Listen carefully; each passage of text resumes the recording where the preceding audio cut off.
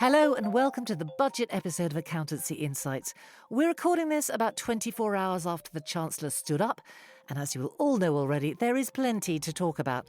I'm Philippa Lamb, and here to dissect Rachel Reeves' first and long-awaited budget, I'm joined by our series SWAT team, Iain Wright, ICAEW Managing Director of Reputation and Influence, Francis Haque, Chief Economist at Santander UK, and David Williamson, Political Editor at the Sunday Express. Hello, everyone. Thanks for being with us. I know how busy you all are right now. Hello. Hello. As I said, there was a lot in the budget. For this podcast, obviously, we're going to focus on the announcements of most interested business and accountancy. We're going to put our minds to what the budget as a whole could mean for the wider economy and UK PLC. But David, I've got to ask you first. You were there. What was the mood like in the chamber? A genuine sense of occasion, because they've been away on recess for so much of the time, and obviously the election and everything. It's still a novelty to walk in and see the Conservatives on the left-hand side of the speaker suddenly. Yeah. And this blaze of people dressed very colourfully in Labour at the moment on the right-hand side. When, of course, there aren't enough seats on the green benches for them all. And suddenly, it's still a novelty to have Prime Minister's questions. But this is the budget moment. And to see the first woman Chancellor in history standing there, this is one for the history books. But also looking onto the Tory benches, and you see so many of the leadership candidates there. And this sense of this is what it means to be out of power. And unlike perhaps some budgets in the New Labour era, here is one where you can see on their faces thinking, we got into politics to stop this type of thing.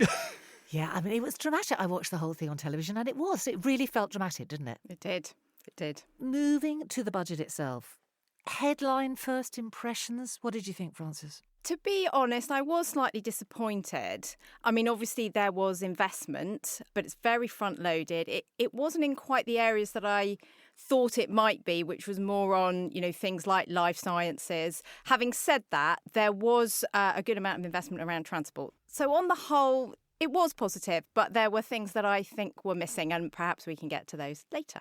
Iain? I thought it was big and bold. I was genuinely surprised at the scale. I thought it was quite a simple budget in order to explain. This was big primary colours.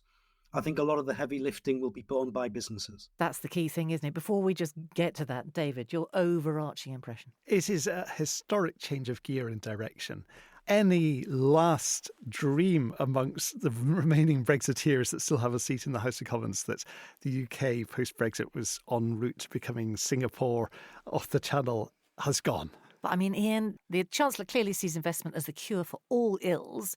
She's trying to create this economic stability, isn't she, to underpin that?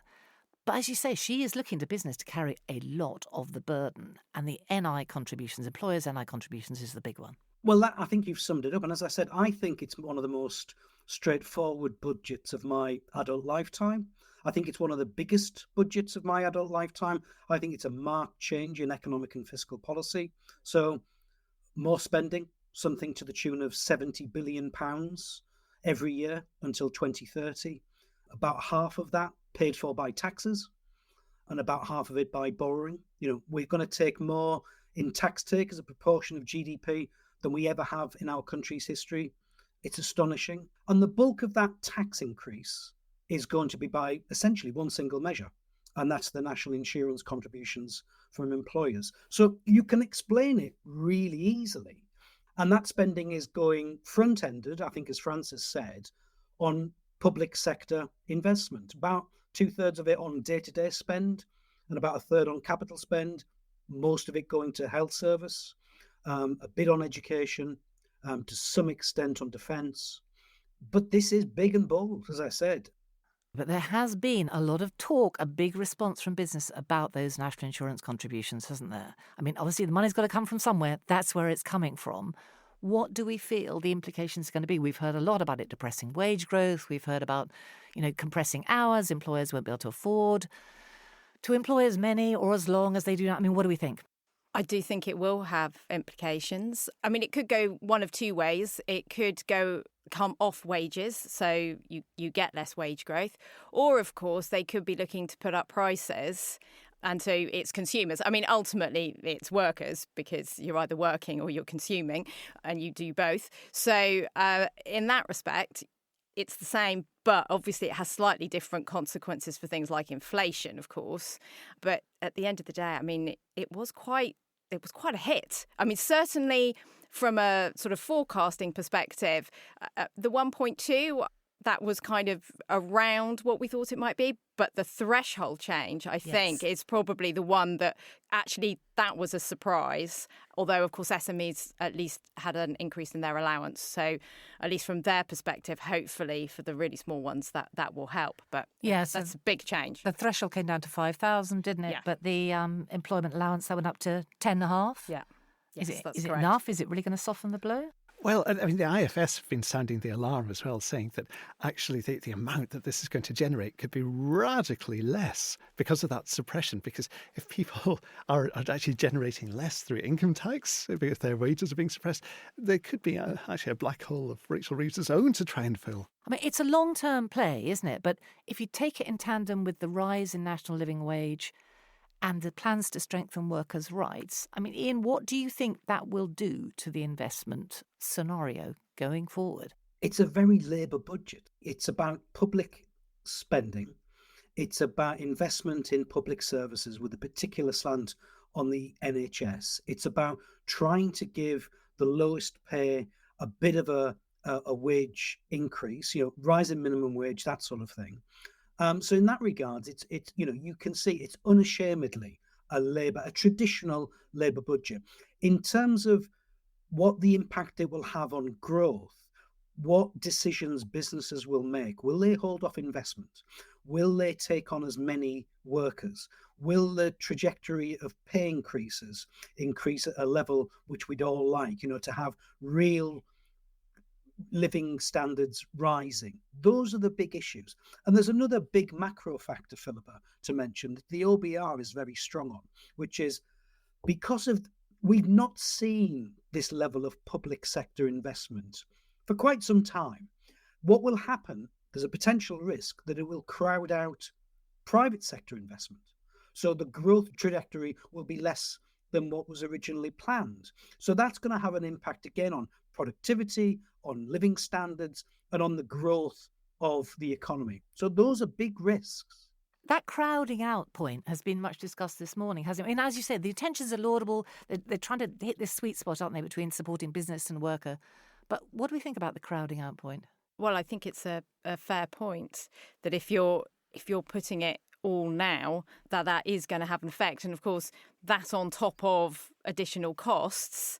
And of course, possibly, if you looked at the OBR report, it obviously talked about inflation being slightly higher, which obviously would have an impact possibly on how quickly interest rates fall. And obviously that then has another implication because to invest, you generally borrow, and therefore borrowing costs are also higher. So there are lots of different parts moving to answer that question. But yes, I think there is that possibility of crowding out. It's a delicate balancing act, isn't it? I mean, positively, she highlighted various key sectors for growth, didn't she, including automotive, aerospace, bioscience. The big question, though, about these are great ambitions, that's to be one of the fastest growing countries. The question is, while the idea of switching to a net zero economy is something which everybody, pretty much, with it only a handful of exceptions, says it's something that we need to do. The question is whether that actually leads to genuine growth or whether we're simply actually producing what we need, but in a different way. Where is actually the big boom to the economy of doing new things? That's the question which is, I suppose, is hanging over this, is that, where is the great excitement that's going to be bringing entrepreneurs to this country? And, I don't think maybe capital gains tax, such things. There's lots of things that just lower the temperature a little. Now, that's not going to put off somebody from doing something amazing if there's, our universities over the next 5 years, manage to steal a march on Stanford. But it's how does that happen? Or are we just simply trying to keep our public services from collapsing? And is that the main role of government at the moment? In which case, that's a real lowering of national ambition. Yeah, I mean, she was trying to stimulate this appetite for risk, wasn't she, in investment? And when we had the big investment summit, only a few weeks ago, that all looked, quite positive. What do you think, Iain? I mean, if you're thinking about inward investors, how do you think this will be received overseas by people who would potentially be investing here? I think David talks a lot of sense about, does it change the mood music, that the sort of sentiment and rhetoric on capital gains? But also what struck me is inherent within the figures that the Chancellor produced yesterday was a sense that this is a 10-year plan. I think she mentioned at the dispatch box, a decade of national renewal, which has been a phrase used by the Prime Minister and now the Chancellor. This wasn't for this Parliament. This is for 10-year period. And I think if you're a long-term investor, if you're thinking in some of the priority sectors that the industrial strategy will be dealing with, life sciences, where should I research and manufacture the next generation of cancer drugs? Or where do I do research on Alzheimer's? You want to do it here. And I think that decade of national renewal and that sense of 10 years stability, I think that might be attractive. Equally, the investment that we saw, the targeted, focused investment on the automotive sector, that shows where the industrial strategy is going. As you say, we've got the biggest life sciences campus in Europe, haven't we? So that's not going away anytime soon. And we did see better news, didn't we, for business with the corporate tax roadmap, setting out this 25% cap on corporation tax? We called for that in our letter to the Chancellor, Philippa. We thought in order to try and provide some degree of stability and some sense of what's the journey so that businesses can plan, we do need that roadmap. So we were very pleased to see that. Capital gains tax, thoughts? I mean, we've briefly alluded to it. It's significant, not significant? Well, there was quite a lot of talk about where it was going to land. It started off on property that actually didn't move, so that was interesting. And then it's just, a higher rate on both lower and higher. The rates have gone up. It's very difficult to know with capital gains tax what will happen because it is driven by behaviours, and it's very difficult really, and this is why the Treasury doesn't particularly like going after these sorts of things, because actually it's very difficult to model what the benefit actually is. So I think the jury is probably going to be out on that one for a while. But the one interesting thing that was in the OBR report was obviously they talk about whether they're going to meet the fiscal rules and the headroom and all the rest of it. But what they did say, if you read the sort of finer print, and I have read pretty much the entire document. We expect nothing less of you, Frances. Thank you. Which is to say that it was a kind of 50-50 chance as to whether this will be met, because there are so many moving parts. And part of that is because it's very difficult with these smaller taxes that have real behavioural consequences to know how much you're going to bring in. So I thought that was quite an interesting point from the OBR. David, you're nodding. There's a lot of expectations that something is going to come up.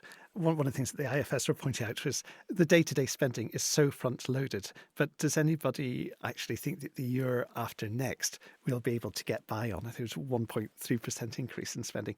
There's a great sense that the great national sofa is going to be turned upside down again in the hope that more loose change can be found.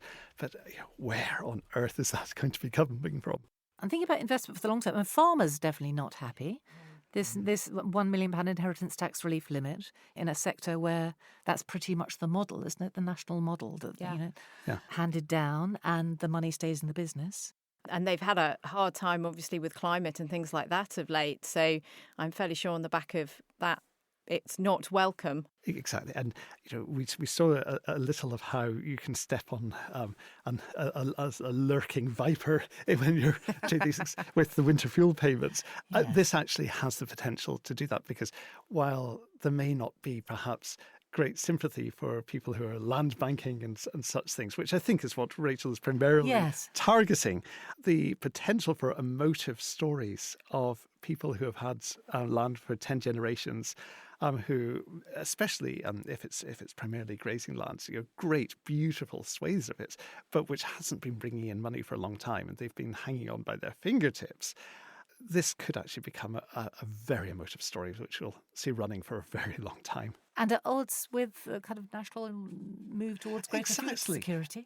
That's very true. And it also, one thing I already picked up on this morning was that the narrative is being put forward that Labour are making people who wouldn't be natural Labour voters perhaps shoulder this. For example, with pensioners being the one group that was still holding out for Rishi in most of the polls at the end, and again, farmers. And this is quite difficult because Labour actually did a very good job during the election of reaching out to rural communities. And they actually delivered incredible results. You see areas of the country which, you just always assumed would be blue, possibly fading into yellow, turning red. And people like Steve Reid, the Environment Secretary, done an amazing job of outreach. And this is not how you then follow something up just over 100 days later if you want to keep those communities happy. Iain, business rates. There wasn't a huge amount in there, really. As I said, I thought it was big, bold, primary colours budget. There was some degree of local government settlement, but I still think, it gives a bit of a starting gun for reform, but I think more needs to be done to provide greater stability. So this was about continuing to support the high street, wasn't it? The idea of, Yes. The existing relief continues, but it is going to diminish, isn't it? But Philip, touching to some extent upon what Francis said earlier, the business rates regime does need change, and there are perverse implications that alter behaviour. You are penalised if you want to grow. If you want to invest, your business rate bill goes up. We've got to deal with that. ICAEW has been very strong on that for a long period of time. That is acting as a real barrier to growth and needs fundamental reform. So what would you like to see? We'd like to see some more incentive to invest. If you're going to try and improve the productivity of your business, putting new kit into your factory, putting in an AI system that enhances the efficiency and may enhance customer service, that you're not going to be penalised by an additional tax bill, that you're given credit for trying to improve the productivity of this country. Talking about investing, the full expensing was the good news. And hopefully we never hear from that again. That's what business wants, in terms of we never want that. And that's the key thing about these annual fiscal events. Of course, government has to say, this is how we will raise money through taxation, and this is how we'll spend it through public services. But tinkering is bad for business. So if we never hear about capital allowances and full expensing again, that is really a good, strong move for long-term growth and stability in this country and its economy.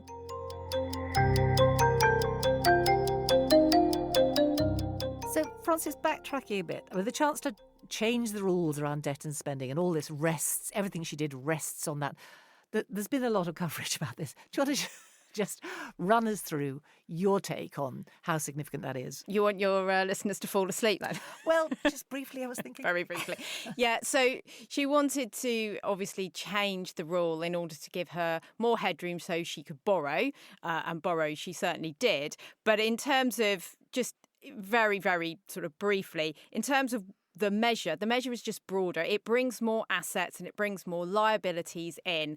And for this in particular, the assets outstrip obviously the liabilities, which give you the bigger headroom, which then means that she can borrow more.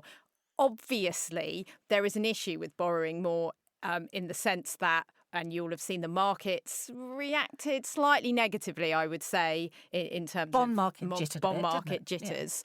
Yeah. And obviously, you can borrow more, but you do actually have to pay that back. So on the one hand, I think a lot was talked about the headroom, and you can understand it because you do want to invest. And, that was one of the positives of the budget is invest, invest, invest, I think was pretty much the first thing she said as she got up. So from that point of view, it makes sense. The other thing I would also say on that, actually, which is she's also put in some guardrails around it. And we can talk about those in a minute, maybe. But in terms of the actual headroom, that's what she was looking for. And that's why we had a change in the debt rule. Now, it's not unusual for fiscal rules to change. In fact, they were changed back in 2022. But it's more the credibility behind it. But the guardrails do matter, don't they? I think they do. And I think she's very aware that, what the market thinks really does matter, and it does, because it's going to increase the cost of borrowing, and if you want to borrow more, you obviously want that to be as small as possible. So it was interesting that she did sort of mention those specifically in her speech to try and perhaps try and calm the market. I'm not sure if it worked this time round, but I think as they go around doing the business, then hopefully markets will actually have a bit more confidence for possibly the next budget. Yeah, I mean, we certainly didn't see any sort of dramatic response from the market, did we? Not at all. No. Well, I think it was all well trailed, really, to be fair. Well, very much so. And, certainly with the IMF, who've been very positive about a lot of this subsequently. I mean, what's your feeling, David, about the overarching response to it from the various interested parties? How's it gone down? Interestingly, the Labour Party actually seem incredibly happy, rank and file MPs. I don't know whether this was just because they knew that journalists would be standing outside the meeting of the Parliamentary Labour Party last night, but they like banging tables, they like cheering, and they were doing this very, very loudly. And there's a great sense of, wow, here we are in power, doing things and fixing things. Well, it was a long wait, wasn't it? I mean, yes, a decade and a half. I know it's extraordinary to think of children who'll be doing their GCSEs who their entire lives have been under Conservative governments. So, and this was just a bold reminder. I think there's also such a great contrast with 1997 and the early years of New Labour, where a lot of Conservative MPs would privately say, Tony Blair is really the best Conservative leader you could possibly hope for. That isn't happening this time. What is different? I think two things are different. One is that the leadership contest has allowed the party not to succumb just to despair, but they've got to, they've enjoyed a good contest with lots of lively figures who have, certainly captured the imagination. But the other thing is that they've been reminded that actually they still do have a unique selling point in a very crowded democratic market, and this budget will have shown them, and they're like, well, I guess I can go and knock doors this weekend saying Labour is going to suppress your wages, and and if you're buying a house, selling a house, all these things. There's a lot of things which are actually quite retailish, which cut down to everyday experiences. So it's going to be a very, very much a hard-fought battle over the next 5 years, I think, for the love of the country. In ICAEW, generally, what's the feeling about this budget? I don't want to resort to cliches, Philippa, but the devil will be in the detail. There'll be little commas and sub-clauses of sentences that could have profound impact, and we'll be interrogating that. We are doing so now. But the original response that I said to you at the start of this, which is it's big, it's bold, it's surprisingly big and bold, but it's all of the heavy lifting borne by businesses, and how that is dealt with in order to have the primary objective of growth.